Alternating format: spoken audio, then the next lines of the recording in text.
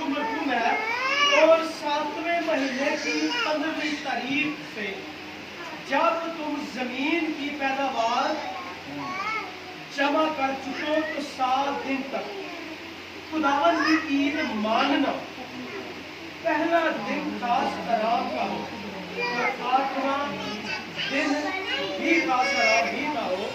سو تم پہلے دن خوشنما درختوں کے تھنوں اور کھجور کی ڈالیاں اور گھنے درختوں کی شاخیں اور ندیوں کی بیٹیں مجموع لینا، اور تم خداوند اپنے خدا کے آگے 7 دن تک خوشی منانا۔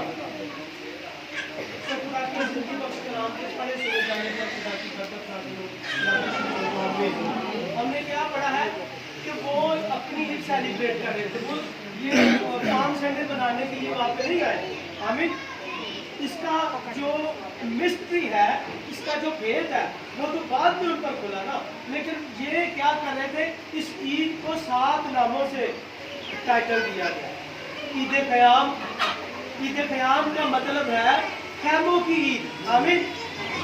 کیونکہ خدا نے ان کو قانون دیا، ان کو آئین دیا کہ جب تم بیابان میں تھے، میں نے تمہیں مصر میں سے نکالا، تو یہ عید جو عید قیام تھی، خیموں کی عید، ٹینٹوں کی عید، اس کو تم بھولنا نا، نسل در نسل، جنریشن ٹو جنریشن اس کو یاد رکھنا کہ ہمارے آباء و اجداد، ہمارے باپ دادا جو تھے وہ بیابان میں خیموں میں رہا کرتے تھے۔ آمین۔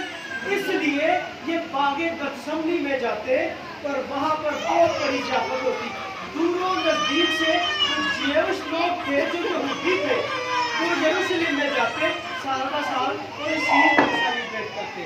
پہلا نام اس کا کیا ہے؟ عید قیام، یعنی کہ خیموں کی عید۔ اور وہ کھجور کی جو درخت ہوتے تھے ان کو کاٹ کے اس کی جھونپڑیاں بناتے تھے، اور ان کی جھونپڑیاں بنا کے تو ان میں رہا کرتے تھے 7 دن تک، وہ ان جھونپڑیوں میں رہا کرتے تھے۔ اور اس عید کو عید تجدید بھی کہتے ہیں۔ یوحنا کی انجیل اس کا 10 باب اس کی 22ویں آیت میں اس کا ذکر ہے۔ عید تجدید، اس کا مطلب ہے چراغوں کی عید۔ آمین۔ عید تجدید کا مطلب ہے چراغوں کی عید۔ ہیکل میں آپ دیکھتے ہیں کہ 7 چراغ دار تھے، اور وہ جب جاتے تھے تو ہیکل میں 7 چراغوں کو خدا کے مصباح پر جو کاہن ہوتا تھا وہ مسح کیا ہوا تیل لے کر جاتے تھے، اور کاہن خاص پاک ترین مقام میں جاتا اور ان جو کینڈل تھی ان میں تیل ڈالتا اور ان جو تھا ان کینڈل کو جلایا کرتے تھے۔ اس لیے اسے کہا گیا عید تجدید، یعنی کہ چراغوں کی عید، روشنی کرنے کی عید۔ آمین۔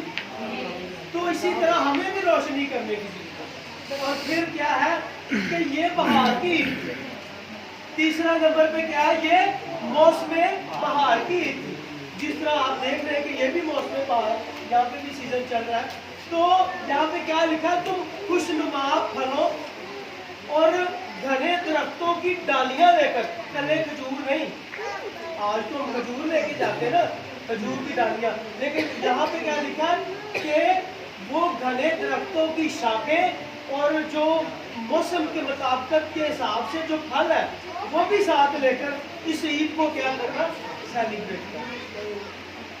اور پھر لکھا ہے کہ تو 7 دن تک ان کو منانا، اور یہ جو عید تھی یہ 7 دن کی عید تھی، اور 8واں دن کون سا تھا جب ان کی عید اختتام پذیر ہونے والی تھی۔ تو برکت والی بات یہ ہے کہ جب عید اس شام کو ختم ہونے والی تھی تو دوپہر میں کیا ہوتا ہے، اچانک سے سڈنلی ان کی عید جو ہے وہ پالم سنڈے میں بدل جاتی ہے۔ آمین۔ اور بائبل میں ہم حوالہ دیکھیں گے ایک اور، مقدس لوکا طبیب کی مارکر لکھی گئی ہوگی،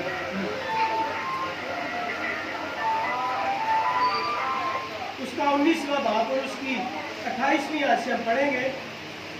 سو یہاں پر مرقوم ہے، یہ باتیں کہہ کر وہ یروشلیم کی طرف ان کے آگے آگے چلا، جب وہ اس پہاڑ پر جو زیتون کا کہلاتا ہے بیت پگے اور بیت عنیہ کے نزدیک پہنچا تو ایسا ہوا کہ اس نے دو شاگردوں میں سے دو کو یہ کہہ کر بھیجا کہ سامنے کے گاؤں میں جاؤ اور اس میں داخل ہوتے ہی ایک گدھی کا بچہ بندھا ہوا ملے گا جس پر کبھی کوئی سوار نہیں ہوا، اسے کھول لاؤ۔ اگر کوئی تم سے پوچھے کہ کیوں کھولتے ہو تو یوں کہہ دینا کہ خداوند کو اس کی ضرورت ہے۔ پس جب وہ بھیجے گئے تھے تو انہوں نے جا کر جیسا اس نے ان سے کہا تھا ویسا ہی پایا۔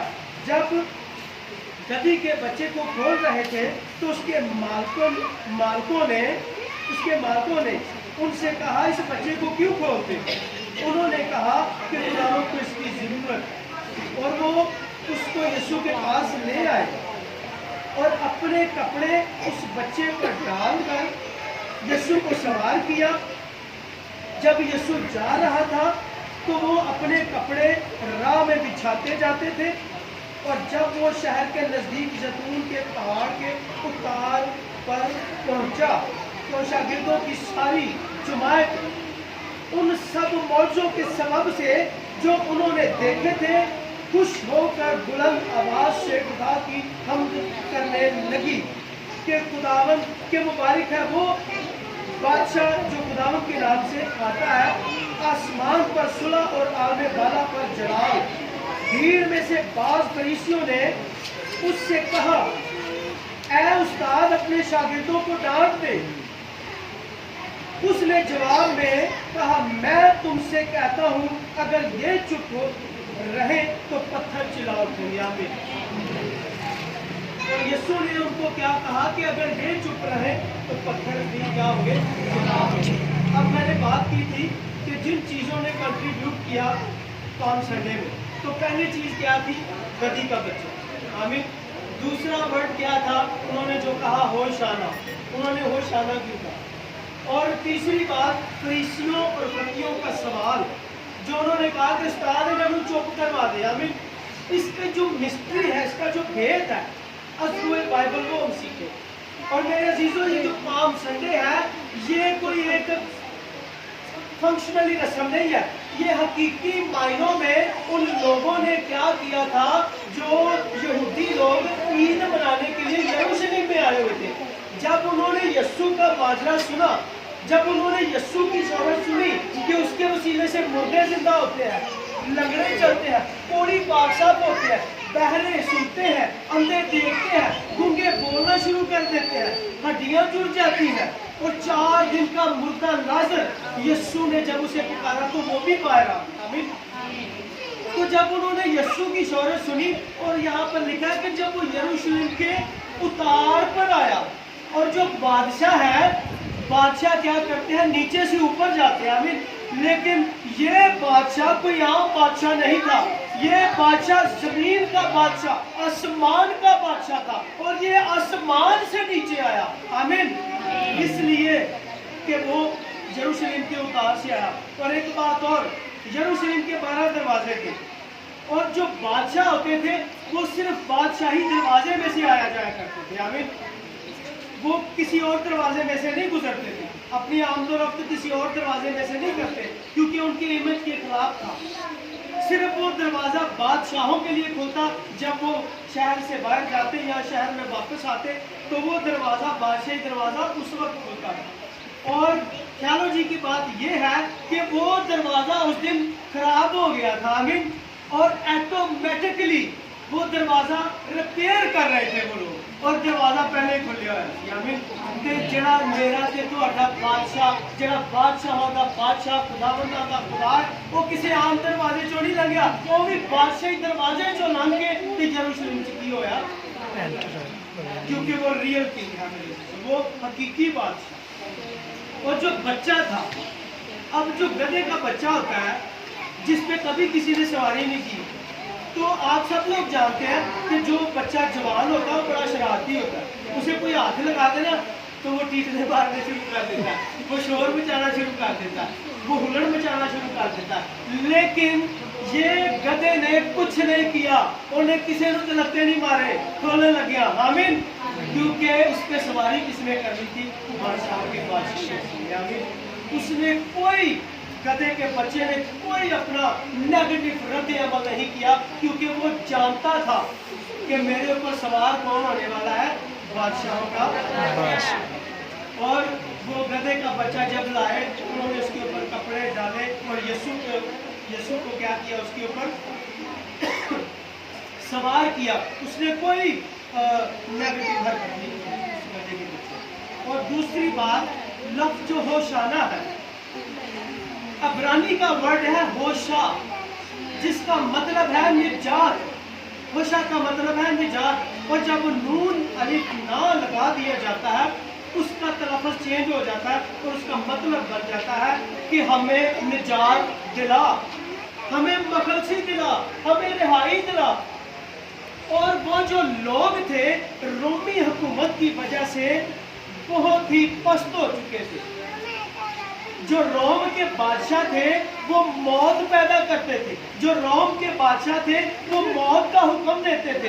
روم کے جو بادشاہ تھے وہ لوگوں کو مارتے، ڈراتے، دھمکاتے، جیل میں بند کرتے تھے۔ لیکن یہ بادشاہ جس کے آگے بنی اسرائیل قوم اور سارے لوگ جس کے آگے فریاد کر رہے ہیں کہ ہوشانہ ہوشانہ، مبارک ہے وہ جو خداوند کے نام سے آتا ہے، تو یہ لوگ یسوع سے ایکسپیکٹ کر رہے تھے۔ وہ جانتے تھے کہ یہ حقیقت میں ریئل کنگ آف کنگ ہے، یہ بادشاہوں کا بادشاہ ہے، یہ ہمیں روم کی حکومت سے، ان کے ظلم و ستم سے نجات دلا سکتا ہے۔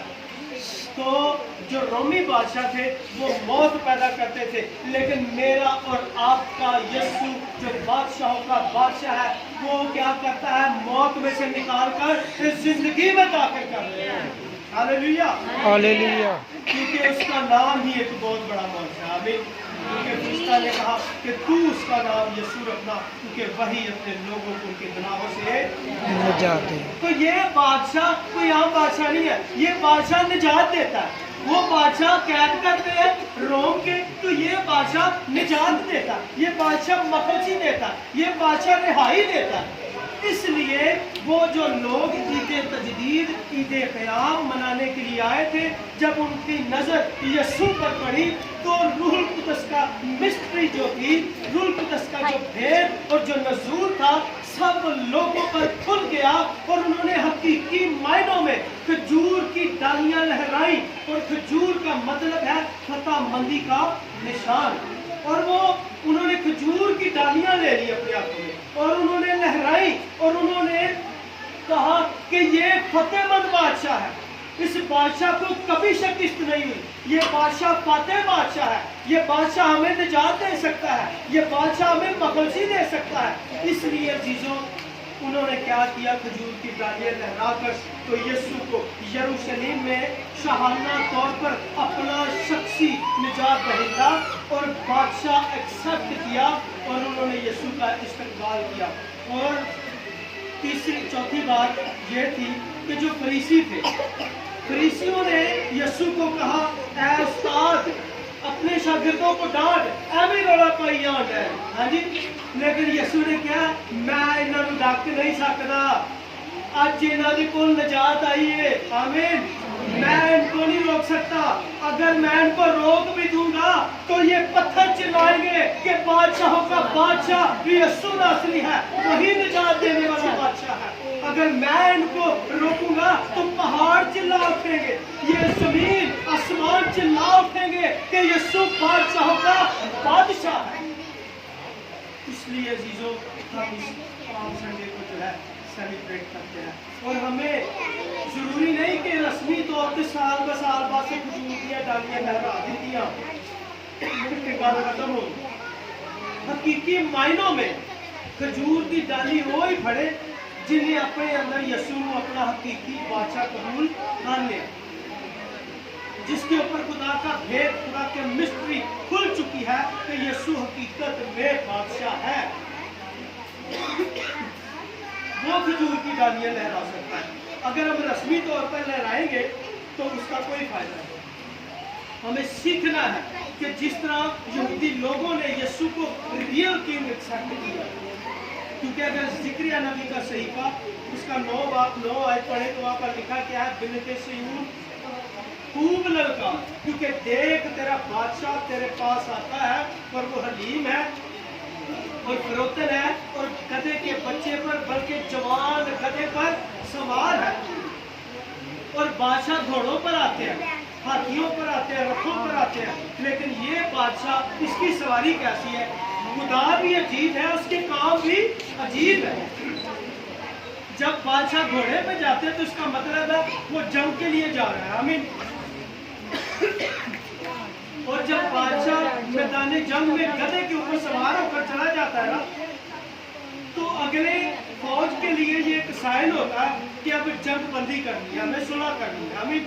तो जो गधा है ये सुलह की निशानी है, आमीन। इसलिए उस बादशाह ने अपनी सवारी जो की गधे के ऊपर, क्योंकि यीशु सुलह और सलामती का क्या है, शहज़ादा है। तो हमें यीशु को अपने अंदर कबूल करने की जरूरत है। फिर जब आप यीशु को अपना हकीकी बादशाह मान लेंगे तो फिर पाम संडे जो है हम हकीकत में मना सकते हैं, आमीन। आइए अपनी आंखों को बंद करें।